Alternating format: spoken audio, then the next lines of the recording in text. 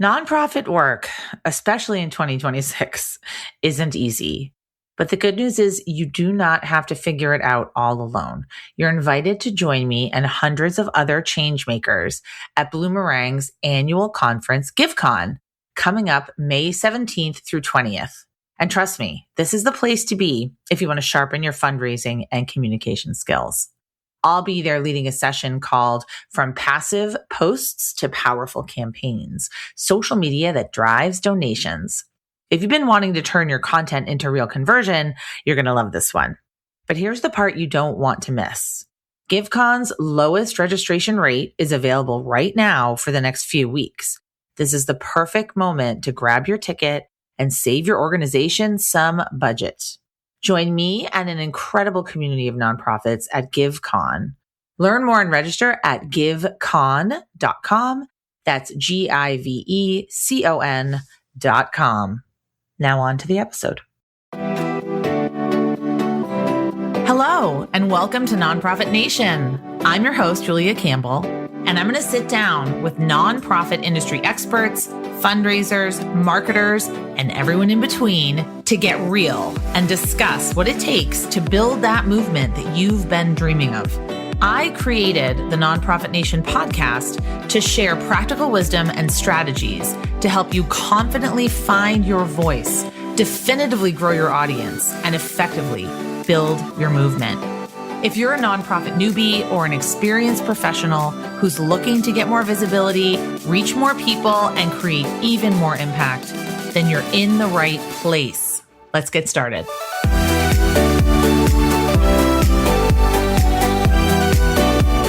Hello. Hi, everyone. This is Nonprofit Nation. I'm your host, Julia Campbell. Today, I'm really excited to have a conversation with Marcia Beckner. Marcia's a nationally recognized nonprofit founder, CEO mentor, culture strategist, and fellow podcast host. She hosts the nonprofit CEO Spark podcast.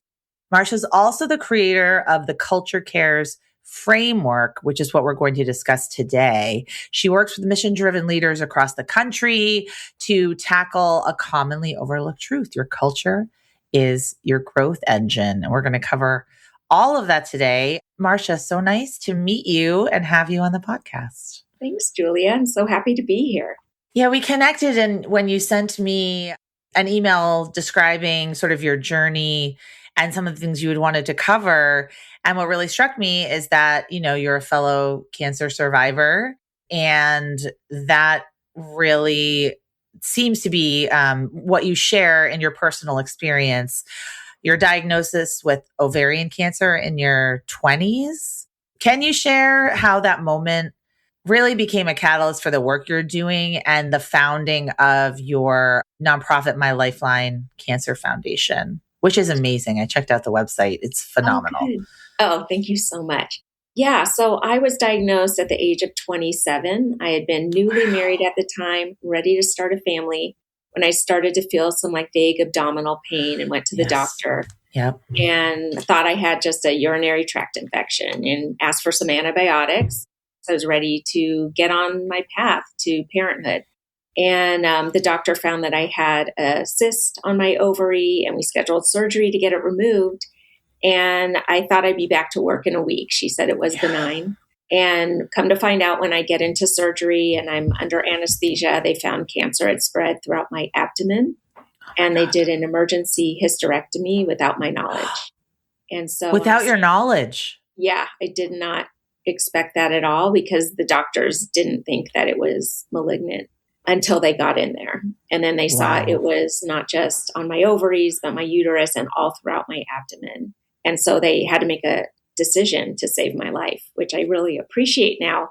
But on the same day I was diagnosed with ovarian cancer, I was diagnosed with infertility, which was actually the more painful diagnosis, in your 20s when you haven't had your kids yet.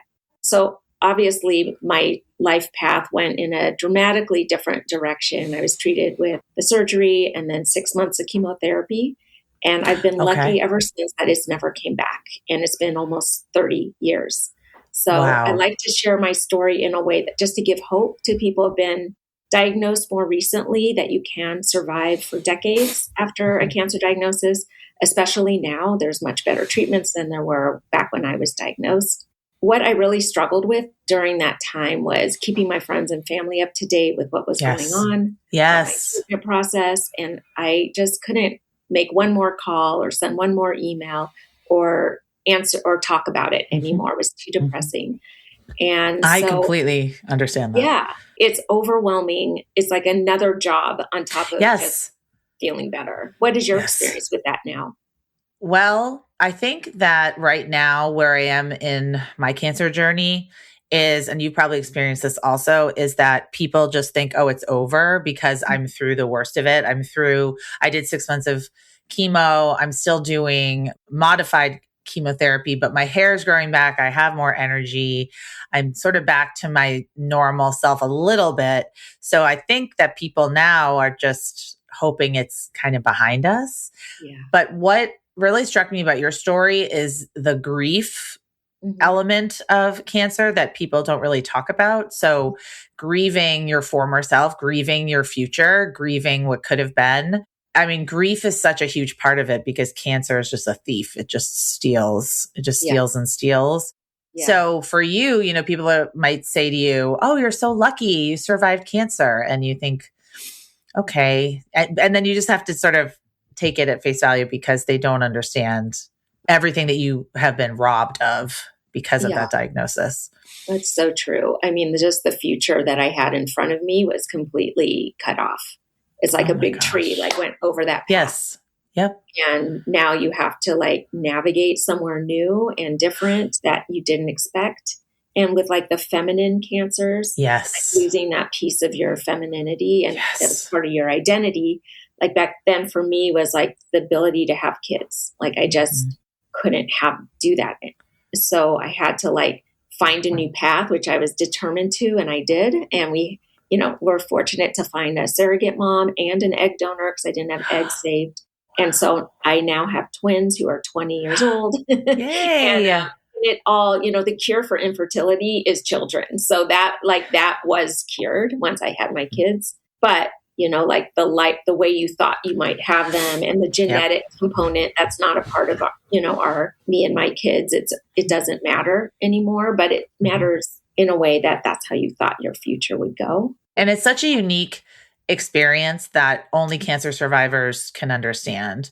That's why I do enjoy, in the beginning, I didn't want to go on Facebook and find support groups. I didn't want to talk to anybody.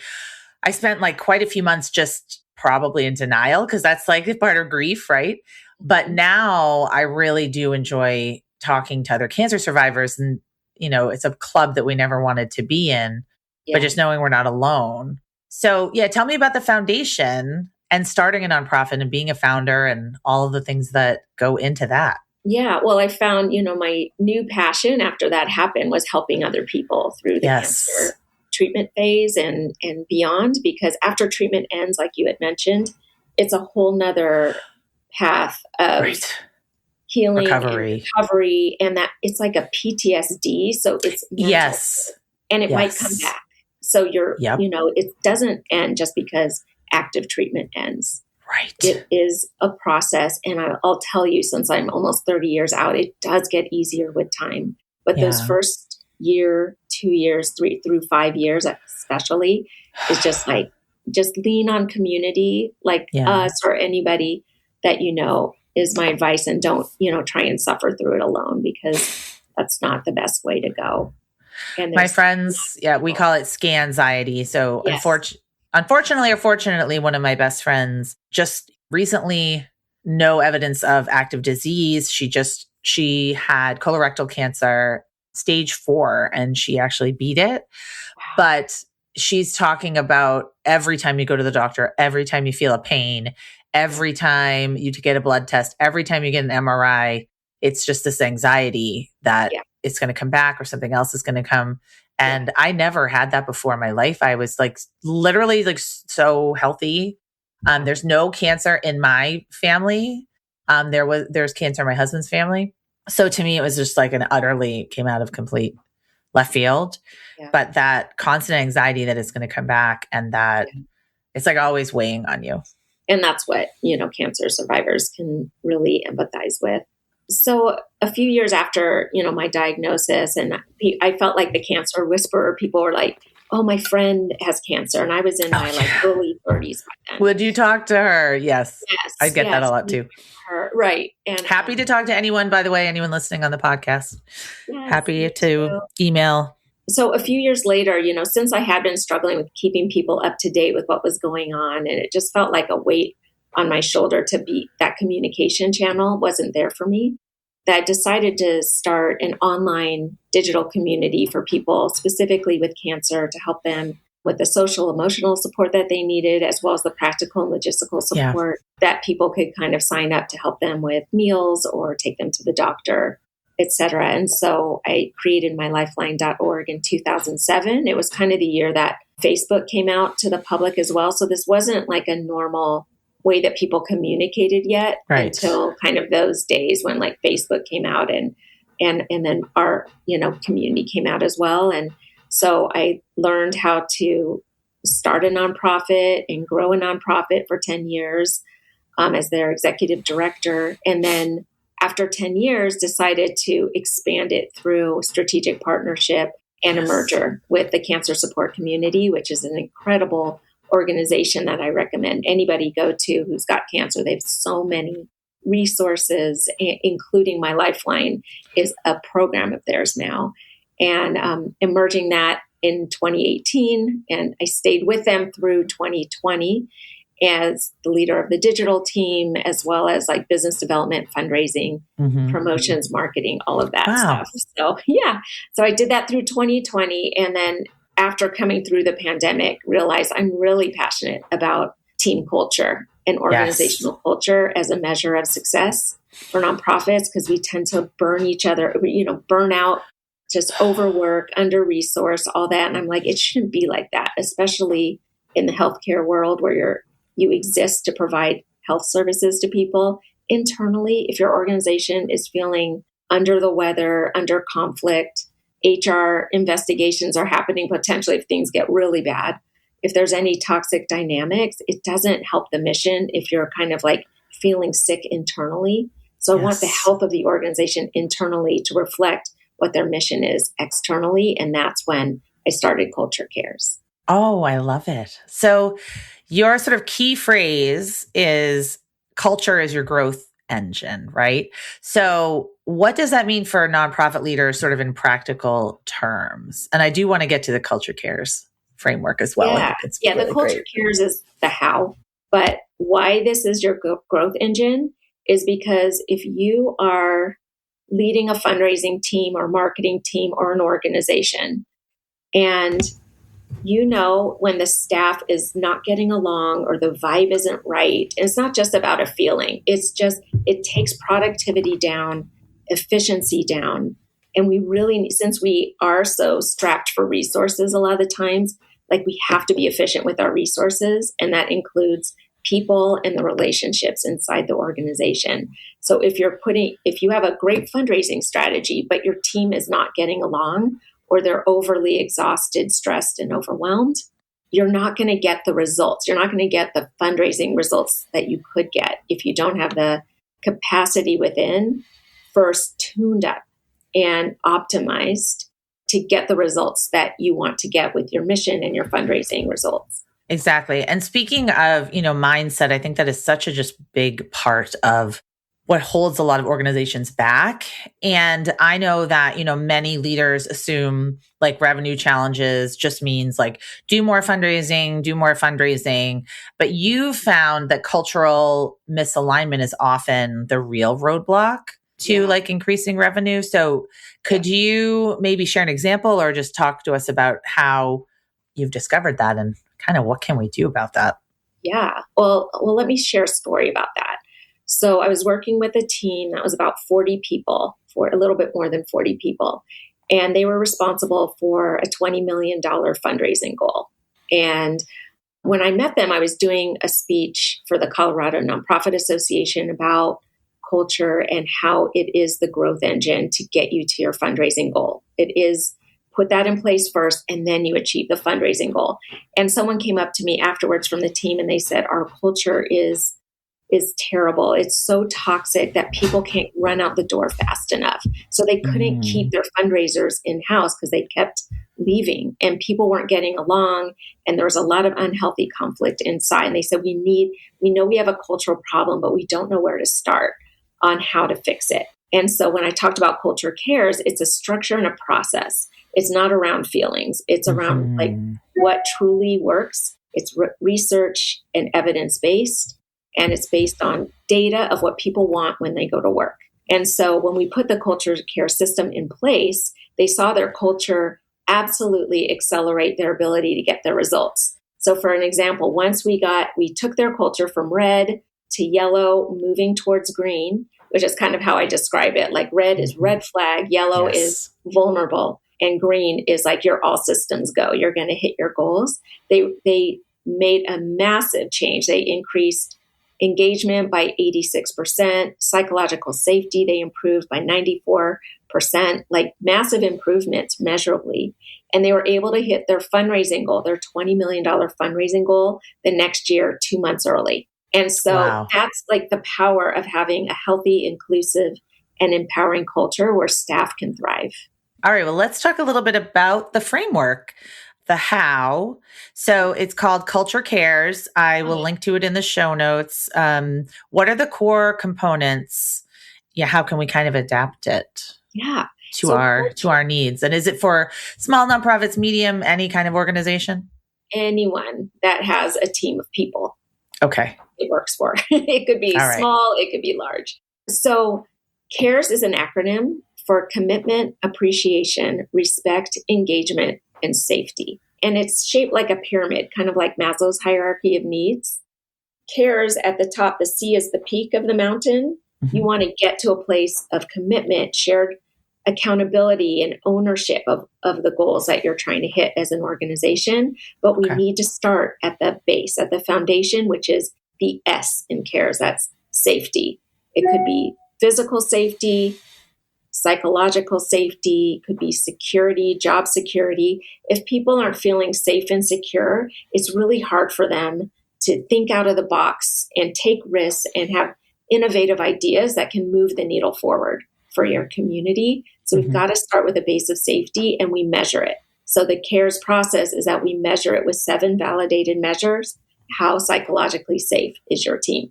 And then we level up to engagement, which is the E in CARES. And engagement is a culture of learning and growth and development. And then we level up to respect, which is your DEI, diversity, equity, inclusion, belonging initiatives. It's right in the center of the pyramid. And we know in the nonprofit sector, we are highly attuned to having a very inclusive, empowering culture for everybody, but it's hard to achieve. CARES is very central to the model. And then we level up to the A in CARES, which is appreciation, is a culture of connection and recognition. And you hit the peak of commitment where your staff are committed, you're retaining your top talent, you're able to recruit committed staff into, talent into your organization.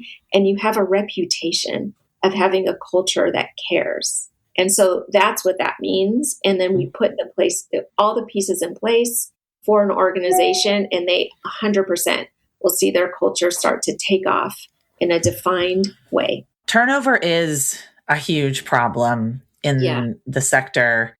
Yeah. And I think something like 70% of fundraisers, according to like a Chronicle of Philanthropy article, are planning on leaving their job in the next year. And then I think 34% of those are not even going to pursue jobs in the sector when they leave their fundraising position.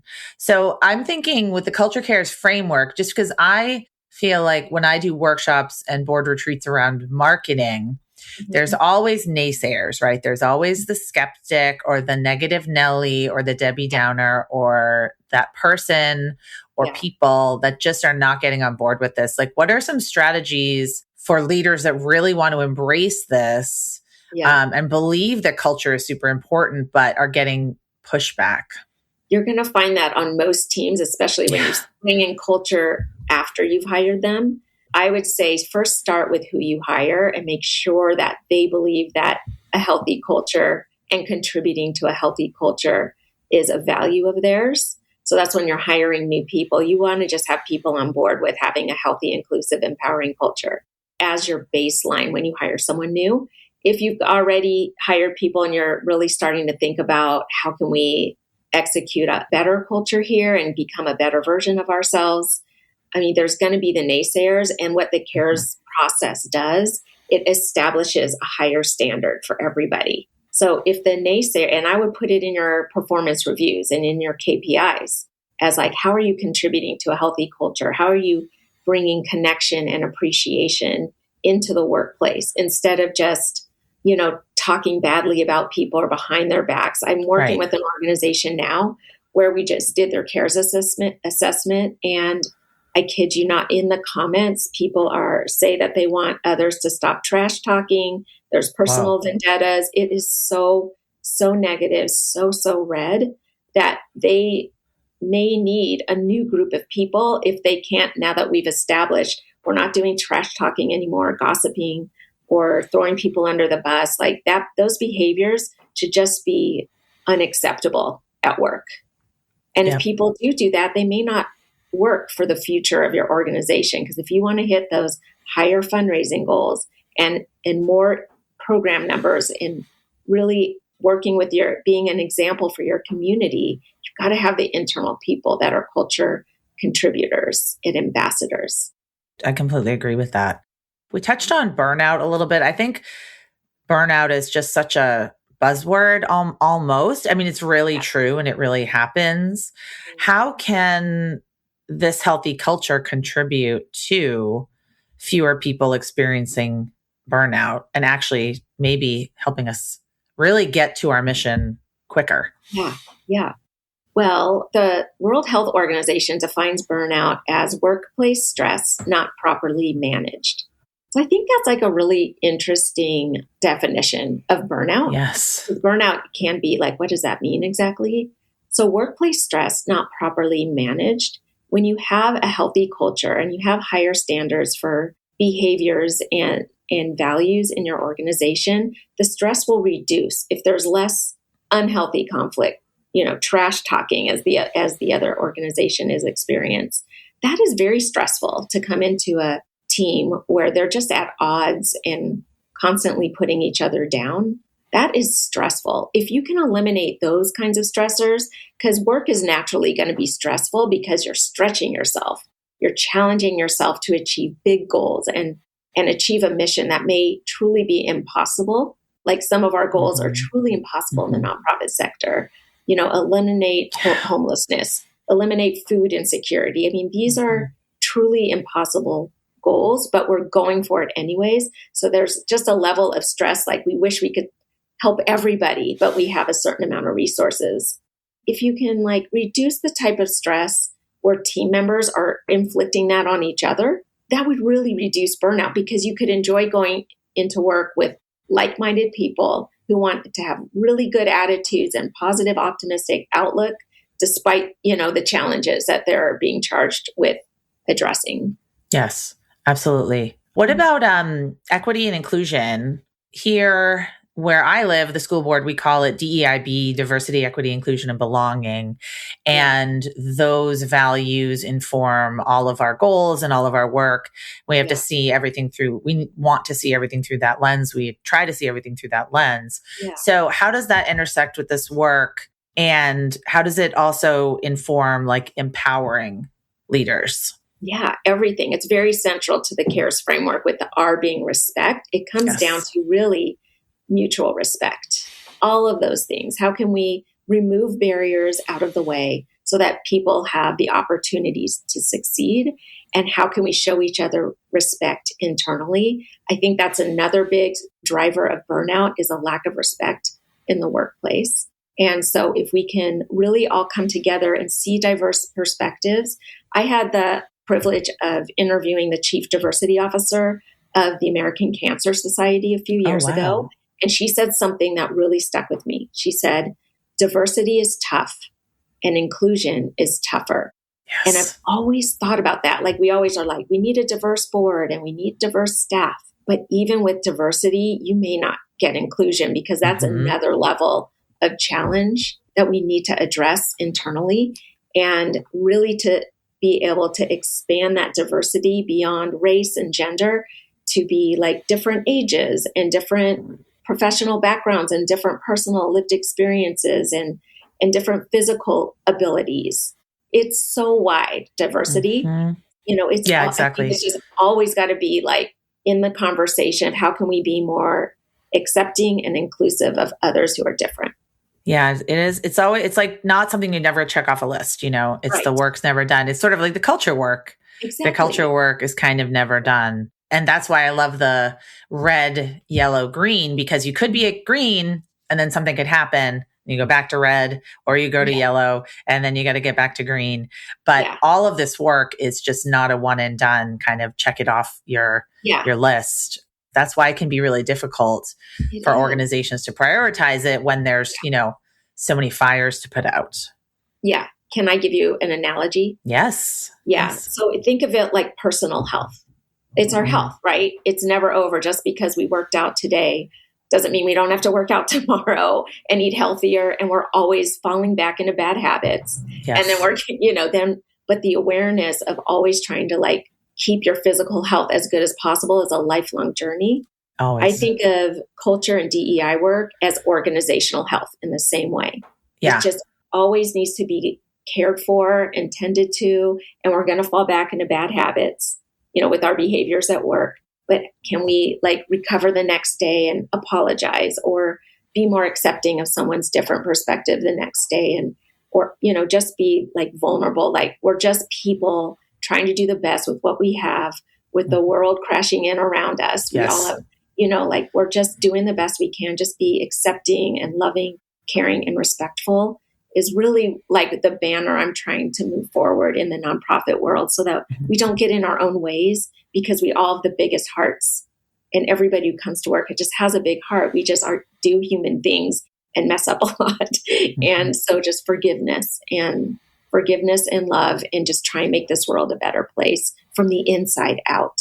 I love your poster. You are meant for great things. It's in your background. So you wrote a book called You're Meant for Great Things, which I need to order. I'm going to order it on Amazon, where you talk about turning setbacks into stepping stones. Can you tell me about your book and why you wrote it?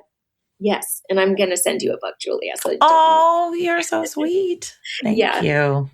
I wrote it because it was a COVID project, kind of after COVID. I've been reflecting on all the adversity I've been through in life. And I just kind of wanted to chronicle what, like the lessons I learned from it. And it didn't just start with the cancer diagnosis. It started earlier in college. I had some adverse effect, things happen in college.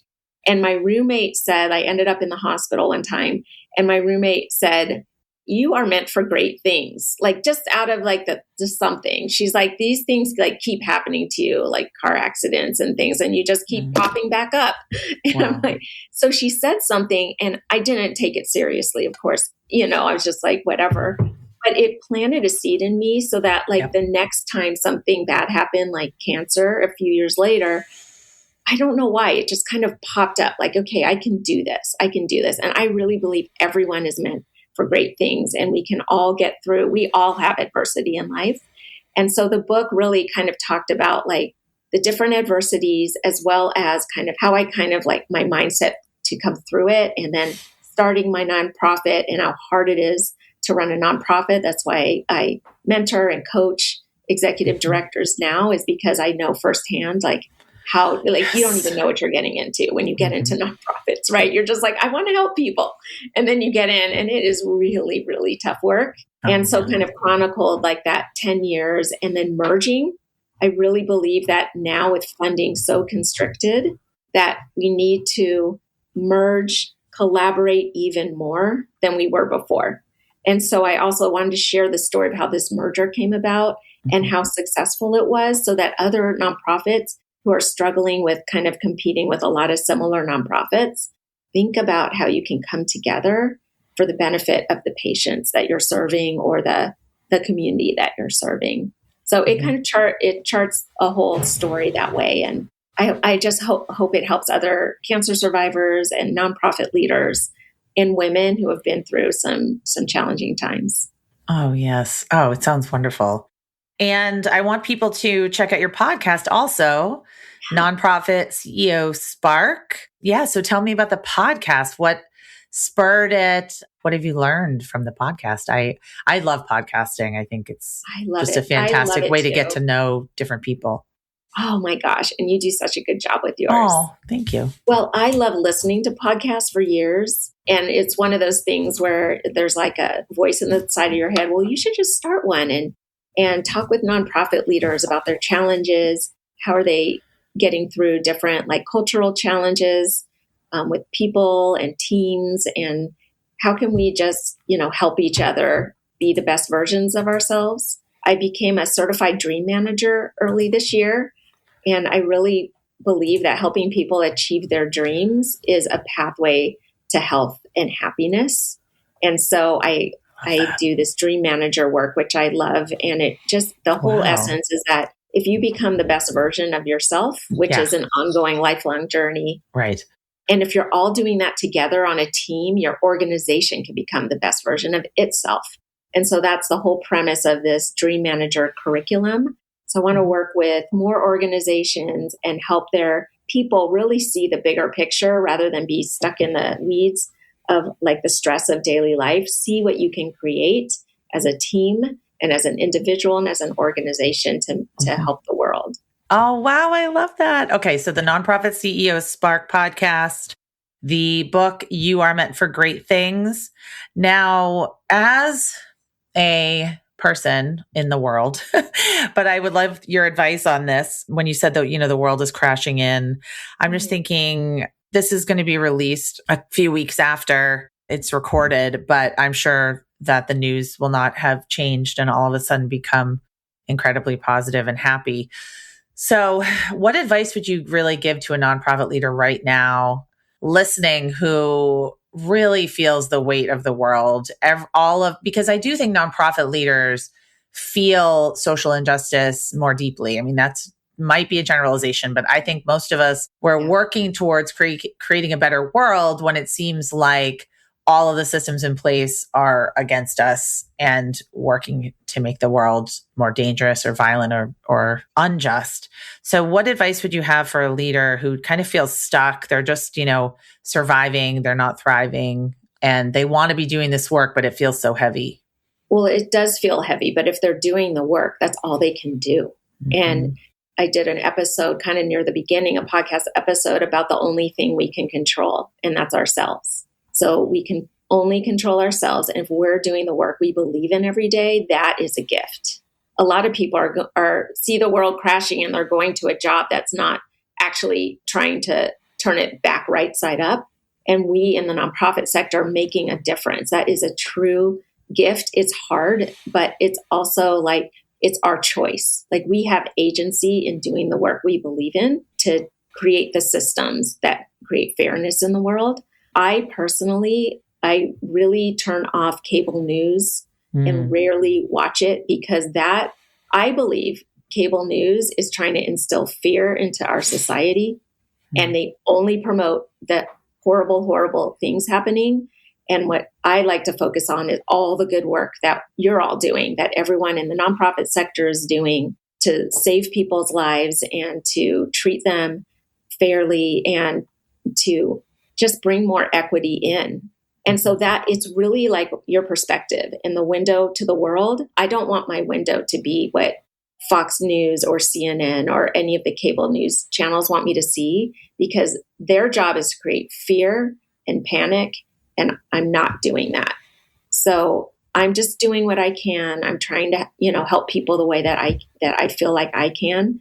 And that's kind of the advice I give is to stop giving them power. The more we watch cable news and they get advertisers and gives them all the power. Well, social media too, even though I am a social media consultant. Well, you can use it for good. Use it for good. But honestly, if you're just doom scrolling like I was the other day, what I found is I was completely doom scrolling, going down a huge rabbit hole of, the protests in Minneapolis and everything. And then I decided, you know what? I'm going to watch a bunch of videos of flash mobs just dancing in New York City. Yeah. And I literally sat for an hour and just watched like these amazing videos of dance flash mobs all over the world. And it really just helped me think, oh, there's good things going on. It like calmed my nervous system down. Mm-hmm. So I do think like social media can be used for good. Mm-hmm. I know. So I think you're right. You have to regulate yourself. You have to know your limits. And I just think for nonprofits out there, you are doing such good work and your work matters. And it might seem like there's so much adversity, but your work matters. And it really matters where you focus your attention because it is that attention economy. And if you give these negative, destructive forces your attention, we need to stay informed, but there's ways to stay informed that's not like, let's say cable news or social media is like, they know how to work our brains to doom scroll. Oh, it's built on engagement. And then the kind of what gets people to engage is to get people angry a lot of the time. And that's what's pitting us against each other. So it is like really that as an individual, just try and like turn your attention away from all the negativity and look at the positivity in the world. Like you said, the flash mobs, people just getting together and dancing, like what's better than that? And that's happening everywhere and it's not being promoted barely. I wish that was on. I recommend that. And I also recommend any kind of aquatic, like conservation Instagram account about whales and otters and that's so peaceful, and the water. This is wonderful. As we wrap up, where can people connect with you online? Where do you spend time? Where do you want to direct people that want to learn more about you and working with you? Yeah, I would love for you to introduce yourself on LinkedIn. Marcia Beckner, Marcia, Beckner, Beckner. Please connect with me there. And then you can go to my website to find all the podcast information at culturecares.com. This has been fantastic. Thank you so much. I wish you nothing but the healthiest and most relaxing and productive year. Thank you. Same to you, Julia.